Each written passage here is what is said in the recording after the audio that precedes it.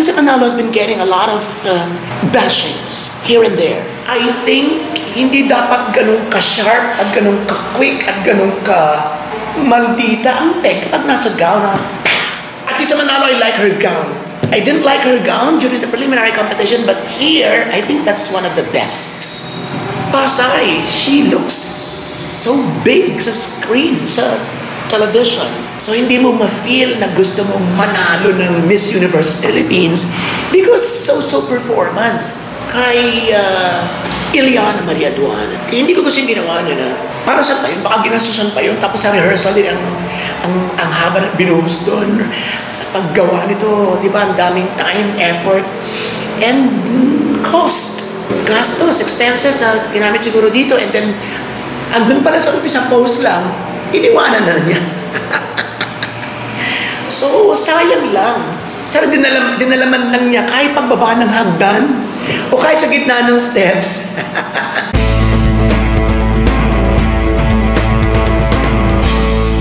Tagig.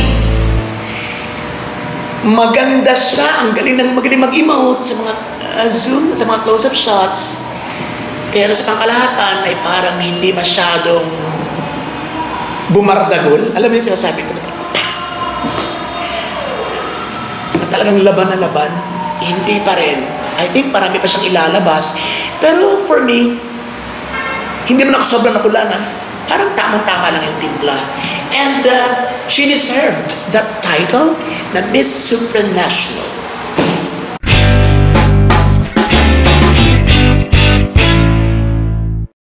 Kung hindi man, ang gusto ko talaga doon ay si Iliana. Na kung hindi man Miss Universe, ay siya. Si Atisa rin, kung hindi man Miss Universe Philippines, siya sa Supranational. Pero yung nga napapunta kay Katrina Legado, kay Tagig, so okay yun. Pabor yun sa kanya because ang ganda-ganda ng title kaya ng Supranational. Although hindi pa kinoconsider na isa sa Big Four, I think siya yung nandun sa sulok na naghihintay lang na bumukas yung pinto para sumama at magkaroon ng Big Five. Who else? Atisa Manalo, when she came out in her swimsuit, yung front, yung palapit sa camera, wala. Miss you na miss you. Aminin man natin o hindi, fan ka man o hindi, lahat tayo, bukod sa dumagundong na Coliseum or na venue, sa hiyaman at palakpakan, binuhay niya ang dugo ng mga manonood. Is talagang ang lakas ng impact. Ang lakas. Kung hindi man niya tinalo si Iliana sa liit ng bewang, yung sa kabuuan, I think, if we would choose one to win Best in Swimsuit, meron ba baka nakalimutan ko? I think she could be the one to beat for the swimsuit award. And sa gown, I think one of the best gowns that night, nadala niya ng ayos.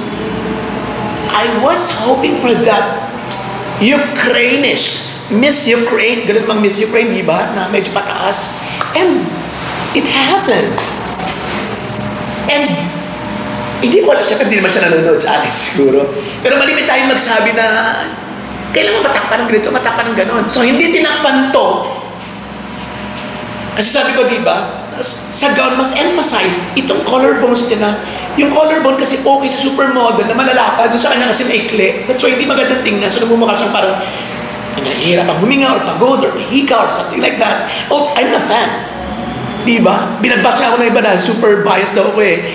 Pero alam ko yung kung saan yung hindi ko gusto. Natakpan siya in a way na hindi kinover, pero natakpan siya nung pagganon niya sa kanyang hindi talaga siya halos bumitaw. Nakatulog. Diba? Kung ganun lang ulit, guys, sa Cosmo, wale. Diba? So that's a great tactic. Buti na lang bakit na yun. Diba? So, nag-improve. Lalo na nadagdagan yung kanyang Miss Universe aura.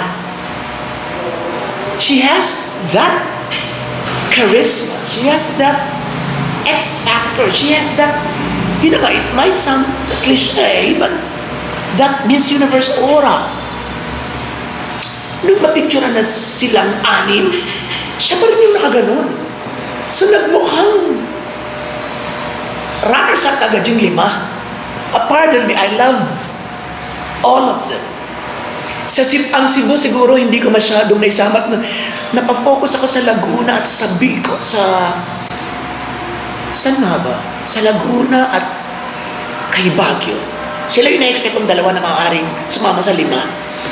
Pero yung kay Cebu, mag-advance na tayo sa Q&A. I think that's a great delivery of answer. Great answer, maganda na yung delivery, maganda pa yung may conviction. Kompleto. Diba? Hindi ba ganun ka-perfect ang content? Maganda talaga.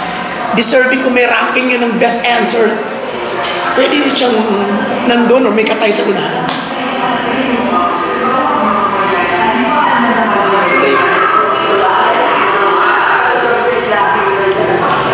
Ayun. So, magbibigay tayo ng comprehensive, isang follow-up na more comprehensive dito because meron pa kaming pupuntahan. It's campaign time. So, meron tayong sinusuportahan. But anyway, punta muna tayo dito sa isusunod natin pala yun. Yung bashings kay Atisa, yung mga comments na nababasa natin, ano yung aking stand on that?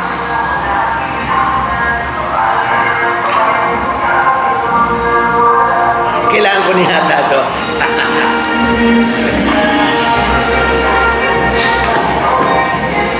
Ayun. What can I say about that? What's my opinion? What's my insight about that? Pabor ba ako? May dayaan nga ba? Does she deserve to represent the country sa Miss Universe? So yun, mag-usapan natin sa sunod yan. But dito muna tayo sa mga details. Alis muna tayo sa Q&A. Punta tayo sa awarding. So, pagkatapos siyang mag-crown, I was already, hindi ako kabado. Kasi, palagay ako na pwede siyang hindi manalo, pero mas confident ako na siya. Kasi, di ba nung natin kanina, dun pa lamang sa preliminary,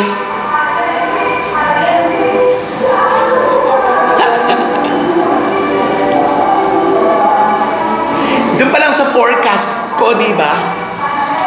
Kahapon sa ating vlog, sinabi ko na parang, yung gut feel. So parang meron talaga, nag-win siya. Na ang pinakamababa lang talaga yung napupuntahan is supranational. Pero yung umikot, yung camera, dumilim na and everything, wala nang kaba. Parang mas lamang nga yung confidence ko na siya yung mananalo. And I would like it so much. Because I think, siya talaga eh. Siya talaga eh. Mapipreempt natin susunod nating vlog. So, basta doon tayo. Pwede talaga eh. Pwede talaga siya mag-represent ng bansa natin sa Miss Universe. Pag-usapan natin yung mga nega at mga positive sa sunod. Now, sa awarding, right after the Miss Universe Philippines, binigyan ng second runner-up si Eliana, binigyan ng first runner-up si Winwin, and then binigyan ng Supernational kay Ligado, Miss Echo, kay Miss Cebu City, at kay Chelsea and Miss Cosmo. Walang problema doon. Mas nagustuhan ko yun because last time, i-distribute ito even doon sa mga hindi kasama sa top 10. Tama ba ako? If I could remember it right, parang gano'n. So, nabigyan ang Miss Pampanga, nabigyan yung hindi pala kasama sa top 5, nabigyan si